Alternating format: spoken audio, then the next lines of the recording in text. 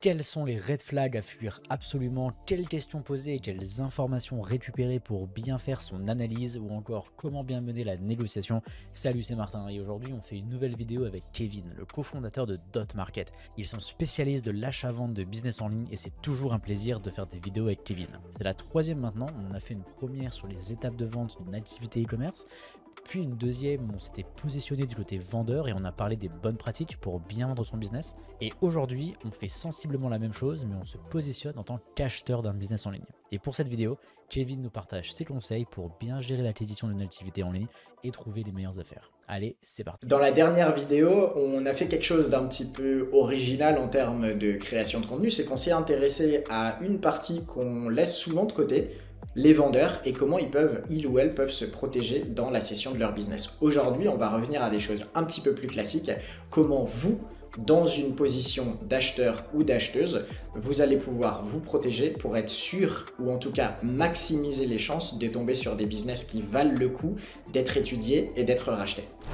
Alors en tant qu'acheteur ou acheteuse, avant même de parler de partie contractuelle, de partie financement, de partie négociation, tous des éléments évidemment très importants pour sécuriser une transaction, la première chose qu'on peut utiliser pour éviter de perdre du temps et de l'énergie et évidemment en bout de course de l'argent, c'est de prendre le temps de détecter les red flags qu'on peut avoir sur une fiche descriptive de mise en vente. Il y en a des basiques et je peux me tromper évidemment, mais qui dans la majorité des cas doivent vous faire avoir un petit mouvement de recul et vous dire attention, il y a un truc qui est pas clair. Alors je vais essayer de vous en donner quelques-uns qui me viennent en tête que j'ai pu voir sur des fiches descriptives, mais de manière générale, si vous avez une intuition qui vous dit oula, ça me paraît pas très clair, c'est qu'a priori vous devez avoir raison et suivez votre intuition sur ce type de ressenti. La première chose qu'on a l'habitude de voir sur un business, sur une fiche descriptive de business et qui doit vous alerter, c'est l'utilisation de certains mots-clés. Quand quelqu'un vous explique que son business est absolument extraordinaire avec un très fort potentiel et qu'il suffit de faire telle action pour obtenir tel résultat, méfiez-vous. En général, vous êtes face à quelqu'un qui maîtrise peut-être plus le copywriting que la gestion du business qui est mis en vente. Le deuxième élément que vous devez absolument prendre en compte et qui doit déclencher un warning chez vous, c'est l'utilisation ou la mise en avant de la justification du prix de mise en vente par le mot potentiel. En tant qu'acheteur, on achète un business sur ce qu'il vaut, mais évidemment qu'on achète le potentiel. On paye l'existant, on achète le potentiel, et pas l'inverse. Donc quelqu'un qui vous proposerait de payer le prix du potentiel de développement, vous devez absolument partir en courant ou partir du principe qu'en face de vous, vous avez quelqu'un qui va être très difficile à manœuvrer en termes de négociation. Un autre élément qui doit vous alerter, c'est la présence de pics ou de drops dans les premiers chiffres qui vous sont communiqués. Alors, il peut y avoir des pics et des drops qui sont complètement liés à la saisonnalité. C'est pas rare, par exemple, sur un e-commerce, de voir un très gros pic sur la période de Noël. Mais si vous avez un très gros pic sur une période que vous avez du mal à identifier, évidemment qu'il faut absolument vous poser les bonnes questions et vous demander si ce pic-là est réellement issu de quelque chose de pérenne ou pas. Je pense notamment à tous les pics de business qu'il y a pu y avoir pendant les périodes de confinement, qui n'étaient absolument pas pérennes puisque liés à un événement très précis et qui par la suite ont déclenché beaucoup de mises en vente sur les plateformes de business qui tentaient de se valoriser sur une période qui finalement n'était pas représentative de la réalité de l'activité économique sur le reste de l'année. Donc dans ces cas-là, évidemment, il faut creuser un petit peu avant, un petit peu après. Aujourd'hui, on a assez de recul pour identifier les pics qui commence à remonter un petit peu, mais ça peut arriver sur d'autres thématiques et ça peut être lié à des éléments qui ne sont pas forcément très pérennes.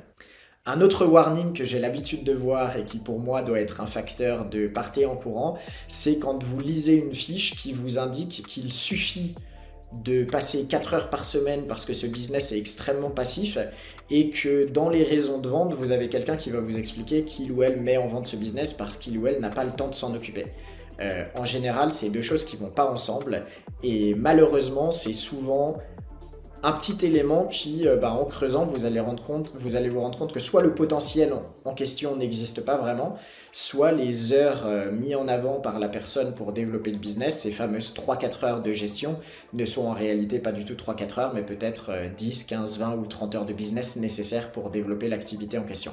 Voilà, c'en est quelques-unes comme ça qui me passent par la tête. Il y en a probablement plein d'autres, mais en tout cas, rien que ces éléments-là, si vous les voyez sur une fiche, posez-vous les bonnes questions. À partir du moment où vous avez accès aux chiffres un petit peu plus précis de la personne qui met en vente son business, alors ça peut être les PNL, ça peut être les bilans comptables, ça peut être les deux. Ça évidemment c'est l'idéal puisque ça va vous permettre de décortiquer l'activité globale de l'année écoulée, mais aussi la réalité de l'activité mois par mois avec le découpage des postes de dépenses, peut-être de manière un petit peu plus lisible qu'un bilan comptable, parce qu'un bilan comptable, les lignes comptables peuvent parfois prêter à confusion, et si on n'est pas expert ou experte dans ce domaine, on peut avoir tendance à ne pas forcément savoir qu'est-ce qui est réellement une charge qui doit être comptée ou quoi que ce soit. Donc demander des PNL détaillés est toujours un élément, pour moi, de simplification de la lecture. Nous, dans nos dossiers, on inclut les deux.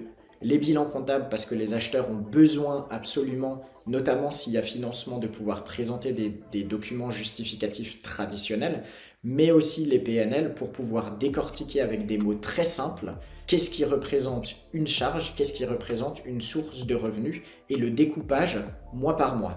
Je vous ai parlé en introduction de la notion de pic. Un PNL détaillé mois par mois, ça permet justement d'identifier les tendances de business. Parce que quelqu'un qui vous détaille par exemple que l'année dernière le business a généré tant et que cette année il en est à tant, ça ne vous donne pas nécessairement la visibilité sur la santé actuelle du business. Or, si un business est en train de baisser mois après mois, la négociation ou votre volonté d'acheter ne sera évidemment pas la même que si vous êtes sur un business très stable mois par mois ou avec des saisonnalités bien identifiées ou, encore mieux, évidemment, une période de hausse. L'accès au PNL, il doit aussi vous permettre d'identifier potentiellement s'il y a des choses qui sont survalorisées, sous-valorisées ou manquantes. Donc ça peut vous servir à identifier par exemple si un poste de dépense pourrait être optimisé. À ce moment-là, on peut parler de quick win pour vous. Si vous vous rendez compte par exemple que le poste logistique ou le poste publicitaire est extrêmement élevé dans le business que vous auditez et que vous disposez en interne de compétences ou de ressources qui vont vous permettre de amplement optimiser cet élément-là, ça peut vous guider et vous donner un petit avantage sur la suite de ce dossier. A l'inverse, si vous identifiez que ces éléments-là ont l'air d'être sous-valorisés et que vous ne pensez pas être capable de maintenir le coût râler-pâquerette qui a pu être évoqué, il faut vous poser la question de est-ce que vous êtes face à un business qui est tellement optimisé que vous aurez du mal à maintenir sa performance, ou est-ce que vous êtes face à un business qui peut-être n'est pas totalement transparent sur la réalité des coûts engendrés par certains aspects de la gestion.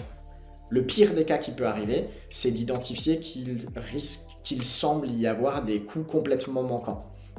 Ça nous est arrivé par exemple de détecter que sur un site internet utilisant des plugins payants, la liste des plugins payants n'était pas mise dans les PNL. Alors vous allez me dire un plugin payant c'est pas forcément une dépense extraordinaire, c'est vrai, mais si on remplace plugin payant par SAV, par création de contenu qui serait faite par la personne qui vend le business alors que vous envisagez de le sous-traiter, ou bien gestion du business avec zéro salaire déclaré alors que c'est vous qui allez reprendre le business, ça peut évidemment changer du tout au tout votre analyse de la rentabilité de ce business.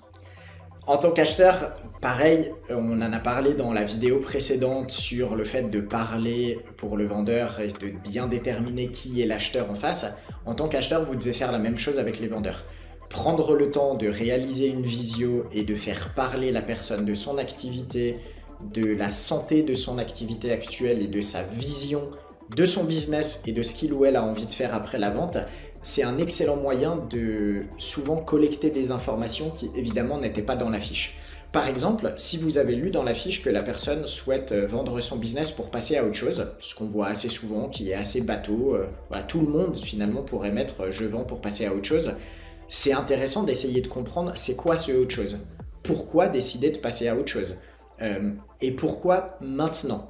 Un warning que j'aurais pu évoquer tout à l'heure, c'est l'ancienneté d'un business. Par exemple, quelqu'un qui met en vente son business alors que celui-ci a moins d'1 an ou moins de 2 ans d'activité, ça doit être un warning en termes de réalité de la pérennité de ce business. Et bien, quand vous êtes dans une discussion avec quelqu'un qui met son activité en vente alors que celle-ci est relativement jeune, vous devez vous poser la question de savoir qu'est-ce qui pousse quelqu'un à mettre son business en vente alors qu'a priori, ce business est encore dans une phase jeune de développement avec peut-être plein de potentiel de croissance. Est-ce que c'est lié à des raisons acceptables, c'est-à-dire la personne a voulu tester le marché, ça a fonctionné, mais c'est pas son domaine. Ça m'est arrivé par exemple, moi, de revendre des sites internet où j'ai juste testé le marché et j'avais pas vraiment une velléité d'y rester installé et c'était une bonne occasion de faire une exit et passer à autre chose.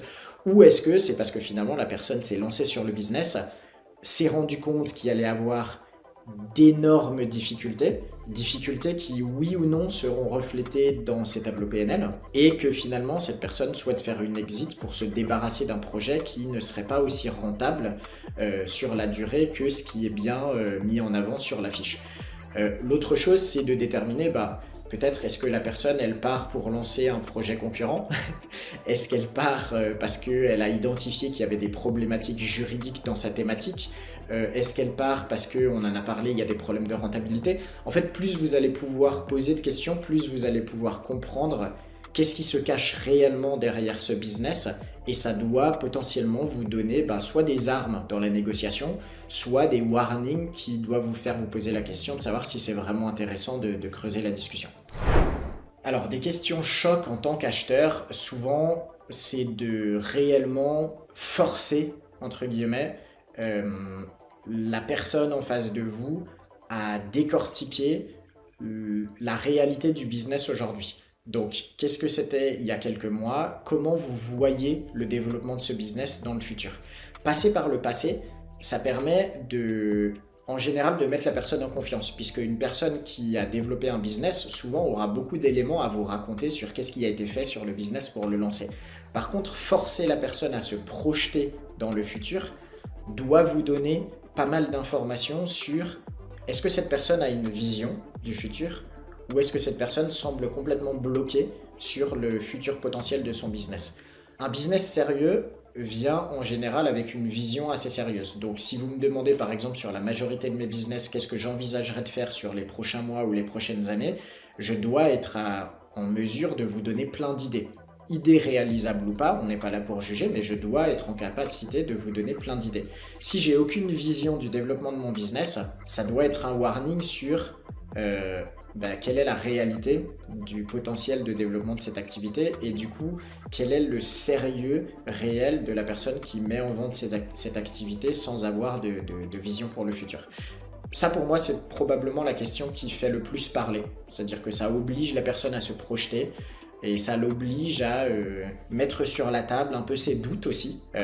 J'ai eu un cas, par exemple, il n'y a pas très longtemps, d'un vendeur qui, dans le cadre de cette question par un acheteur, a été amené à évoquer ses doutes sur sa capacité à développer l'activité sans pouvoir recruter, ou sa capacité à développer cette activité vis-à-vis du cadre juridique qui pouvait changer dans le futur. Voilà, ça c'est des éléments qu'on n'a pas forcément en tant qu'acheteur si on n'est pas spécialiste de la thématique, ou si vous les avez en tant qu'acheteur, qui doivent vous permettre de déterminer si la personne en face de vous est honnête ou pas, puisque quelqu'un de sérieux sera en général informé sur les problématiques juridiques futures, et si elle ne vous le dévoile pas à ce moment-là, c'est peut-être qu'il y a quelque chose à creuser. Pas forcément, on n'est pas forcément obligé d'acheter spécifiquement dans une thématique qu'on maîtrise parfaitement. Par contre, c'est évident que plus on aura d'affinité, de compétences, de connaissances dans une thématique, plus il sera simple de pouvoir avoir une vision d'ensemble des problématiques de développement liées à cette activité.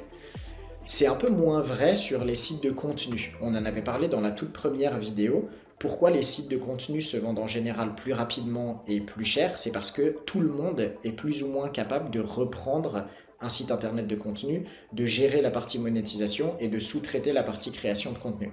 Quand on rachète un business e-commerce, il y a une affinité avec le produit, à part si on est très bien structuré, qu'on a des équipes logistiques et que concrètement on peut faire de l'acquisition sans avoir à mettre soi-même le nez dans le business. En général, on va avoir besoin d'une certaine affinité un peu plus forte avec le business. Et c'est ce qui fait que naturellement, on va avoir moins de personnes en capacité de se positionner sur des business e-commerce au global que sur des sites de contenu qui peuvent être facilement sous-traités. Et plus vous allez connaître la thématique, plus vous allez avoir potentiellement accès à des données qui pourraient être surprenantes pour vous dans le futur. Par exemple, si vous êtes dans une thématique et que vous avez une très bonne visibilité sur l'évolution du coût des matières premières dans cette thématique depuis plusieurs années, vous allez pouvoir être à même de peut-être faire une projection en termes de risque d'augmentation, de maintien ou de baisse du coût des matières premières. Pareil pour la logistique, pareil pour la capacité à négocier avec des fournisseurs, peut-être même pareil vis-à-vis de la réglementation comme on en a parlé tout à l'heure.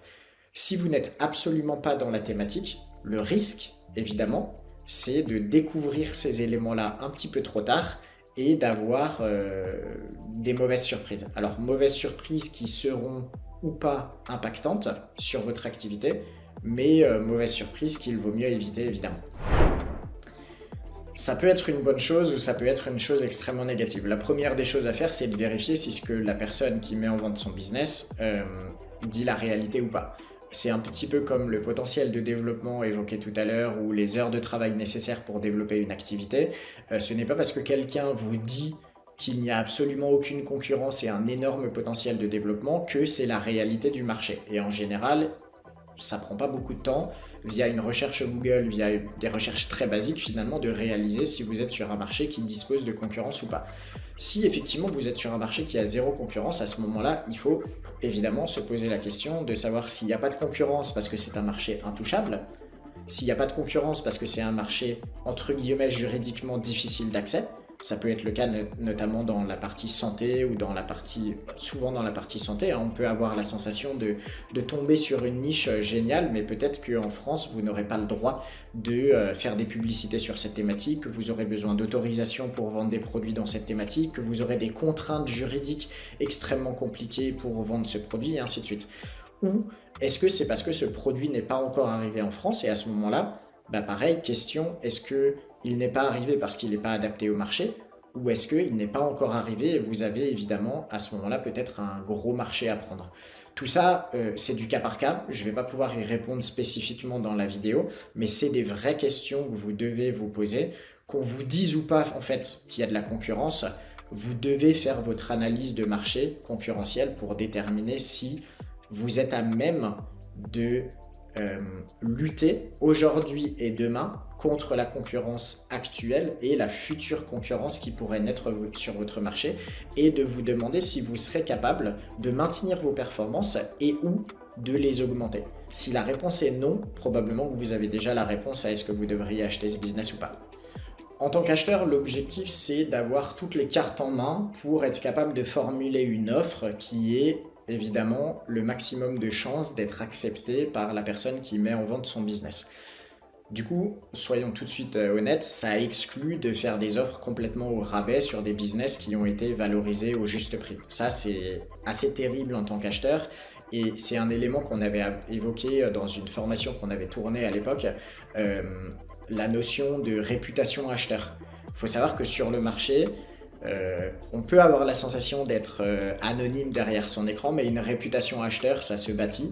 Et sur une plateforme, ça va très vite. Quand on bosse avec des courtiers, ça va encore plus vite. Et nous, par exemple, on a des acheteurs qu'on a blacklistés dans notre database parce qu'on sait qu'il y a des approches de négociation, des approches d'offres de prix qui ne correspondent pas à ce qu'on veut transmettre à nos vendeurs. On est là pour protéger nos vendeurs et on refuse de travailler avec des acheteurs qui vont avoir tendance à faire des offres ridicules, si je puis dire. Donc en tant qu'acheteur, il faut y penser.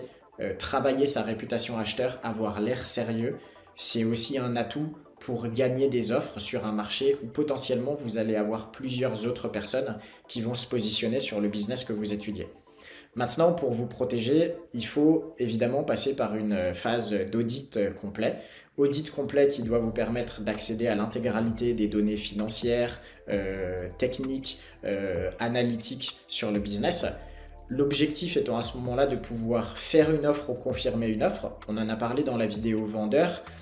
Plus le business est gros, plus en général on va passer par une première lettre d'intention qui va définir un cadre d'offre. Et suite à cette lettre d'intention et à cette négociation initiale qui mène ou pas sur un accord, à ce moment-là seulement on passe sur un audit réellement approfondi où vous aurez accès aux données les plus confidentielles, type l'accès au back-office, type l'accès à Google Analytics.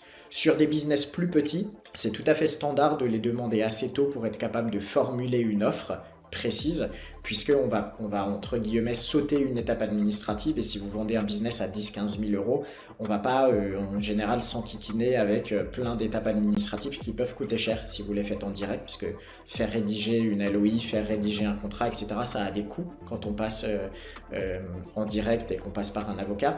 Donc évidemment, plus on en a besoin, mieux il faut... Enfin, plus on en a besoin, évidemment, et mieux il faut le faire. Plus le prix est élevé et il faut absolument le faire. Plus le prix est petit et plus on va essayer de trouver comment se protéger sans dépenser trop d'argent sur l'aspect juridique en cours de route. La partie audit, je le précisais dans la vidéo vendeur, mais c'est aussi vrai dans la vidéo acheteuse qu'on est en train de tourner. C'est une partie où on oublie un peu l'aspect humain et on revient vraiment sur la partie purement business, et donc c'est une partie qui peut être un peu compliquée. Il faut vous attendre dans certaines des questions précises que vous allez poser, et je vous invite à poser ces questions précises, il ne faut pas avoir peur de les poser, à obtenir en face de vous une réaction de méfiance de la part des vendeurs. L'objectif, quand on pose des questions qui peuvent être un petit peu touchy, qui vont secouer un petit peu l'intégrité de la personne en face de vous, c'est d'être capable de toujours pouvoir les justifier, de ne pas prendre personnellement un refus de la personne en face de vous, mais de toujours revenir à une chose précise qui est que vous êtes là pour faire un investissement, qu'il y a un enjeu financier dans votre investissement et que vous n'êtes pas là finalement pour critiquer le business en face de vous. D'ailleurs, petit conseil, ne critiquez jamais le business qui est en face de vous. Si vous avez des critiques à faire, gardez-les pour vous, mais ne les mettez pas dans la tête du vendeur ou de la vendeuse en espérant que ça baisse la négociation ou que ça aide à la négociation. En général, c'est plutôt l'inverse. Mais utilisez ces éléments-là et justifiez pourquoi vous souhaitez accéder à un élément. Ça va vous prendre un tout petit peu plus de temps, mais ça va permettre à la personne en face de vous de comprendre qu'est-ce que vous cherchez à faire et de ne pas potentiellement juste se braquer en se disant mais cette personne cherche à savoir si je suis de confiance ou pas. Voilà, on est sur du business et le business, ça implique aussi d'opter pour les bons codes de communication et d'être très transparent dans la communication et les objectifs que vous souhaitez atteindre. Cette phase d'audit, elle a pour but en bout de course de vous sécuriser, évidemment. Donc, si vous savez mener un audit, très bien. Si vous ne savez pas mener un audit, passez par des professionnels qui vont pouvoir vous accompagner pour le faire. Évidemment, ça aura un coût, mais l'objectif, ça sera de ne pas vous engager dans quelque chose de négatif pour vos finances futures. Et cet audit doit vous mener à une phase qu'on a aussi beaucoup développée dans la vidéo précédente, la phase de rédaction du contrat qui en général est à la charge des acheteurs. Voilà, on peut le préciser dans cette vidéo, c'est très rarement un vendeur qui va rédiger le contrat de cession pour vous le modifier et lui renvoyer. En général, c'est l'acheteur qui prend à sa charge la rédaction du contrat de cession, qu'il présente ou qu'elle présente au vendeur, qui via son conseil juridique opère les amendements nécessaires et ensuite on arrive à la phase de signature. Le séquestre peut être potentiellement partagé, mais en général il est aussi à la charge de l'acheteur, puisque l'acheteur cherche à protéger ses fonds, donc à les envoyer vers un organisme de séquestre qui va collecter ces fonds pour donner confiance au vendeur, le temps que la migration technique, on a beaucoup parlé de la migration technique dans la vidéo précédente aussi, ça peut être une étape critique et si vous n'êtes pas en capacité de faire une migration technique vous-même, pareil, faites-vous accompagner pour éviter d'avoir des problèmes.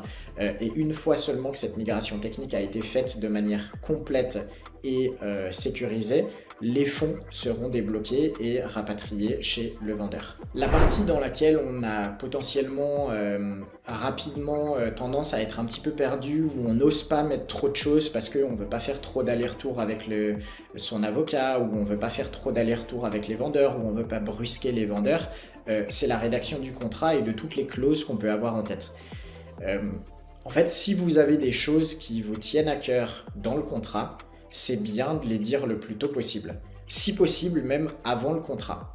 C'est dommage d'arriver à la rédaction du contrat qui va vous coûter de l'argent si vous passez par un avocat et de venir intégrer dans le contrat des clauses que vous n'auriez pas mentionnées en amont aux vendeurs et qui pourraient les faire se braquer et réaliser que finalement, vous n'êtes pas la bonne personne pour reprendre le business. Donc, tout ce qui est accompagnement, par exemple, tout ce qui est peut-être conditions de financement, Si vous prévoyez de reprendre le stock, je ne sais pas, peut-être en plusieurs fois, si vous prévoyez de ne rapatrier le stock que dans quelques semaines ou quelques mois, que vous demandez de l'accompagnement physique, que vous demandez une mise en relation avec les fournisseurs, que vous demandez à vérifier un contrat, peu importe ce qui vous passe par la tête, si vous y pensez avant de rédiger le contrat, prenez le temps de les exprimer, potentiellement au téléphone, parce qu'encore une fois, un peu comme le premier dialogue, parfois la négociation par téléphone, en visio, peut permettre de poser les choses avec un petit peu plus de confiance. Un SMS, un email, ça peut très vite causer des incompréhensions,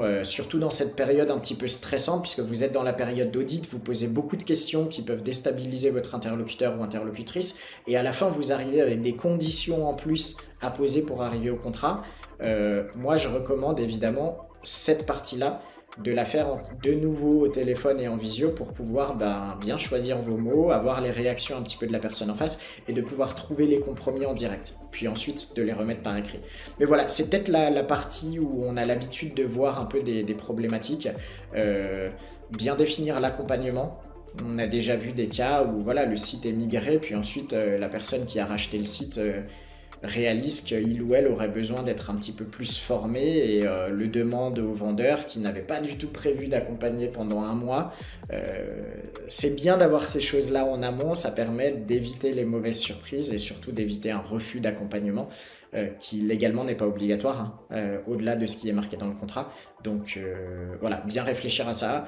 Les clauses de non-concurrence, on a souvent tendance aussi à vouloir absolument mettre une clause de non-concurrence. Très honnêtement, il faut se poser la question de quel type de clause de non-concurrence on met. Il ne faut pas qu'elle soit abusive, il ne faut pas qu'elle soit non plus trop flexible.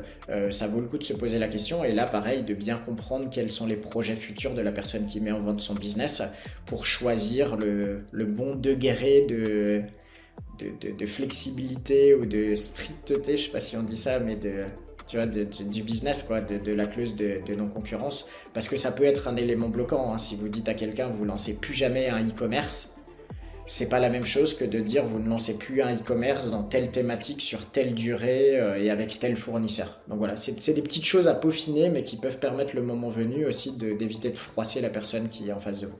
La négociation, c'est évidemment toujours une phase un petit peu critique parce qu'elle peut se passer de manière très rapide si tout le monde est bien aligné et a des visions assez similaires de la valorisation du business, ou elle peut être extrêmement problématique s'il y a un gros décalage entre les deux. Mon premier conseil, c'est que si le décalage est vraiment très gros, il ne faut pas se braquer, il ne faut pas le prendre de manière personnelle. Il faut être prêt à passer son chemin. En tant qu'acheteur, si vous arrivez sur un business que vous valorisez à 500 000 € et que la personne en veut 1 million d'euros, soit c'est vous qui êtes dans le faux et à ce moment-là, il faut revoir votre façon de valoriser, soit c'est le vendeur qui est dans le faux et à ce moment-là, à part si c'est un rachat extrêmement stratégique pour votre société qui, sur le long terme, ne doit absolument pas partir à la concurrence, en général, il vaut mieux passer son chemin et ne pas se laisser avoir par cette sensation que si vous loupez ce business, il n'y en aura pas d'autre. Pour bien préparer sa négociation, déjà il faut connaître un petit peu les standards marchés, hein. Donc première vidéo qu'on a tournée avec Dr Tech, on en a parlé, il y a des standards marchés de valorisation sur la base des multiples de BE ou sur la base des multiples de profit net mensuel, mais ça peut être aussi sur la base des comparables, il me semble qu'on en a parlé aussi. Ça vaut le coup de vous intéresser à ces éléments-là avant de faire une offre. Je vais donner un exemple très concret. Vous êtes sur un rachat de société e-commerce. Il y a des standards marchés de multiples de BE sur le rachat d'une société e-commerce en fonction de la taille de chiffre d'affaires réalisé par cette société.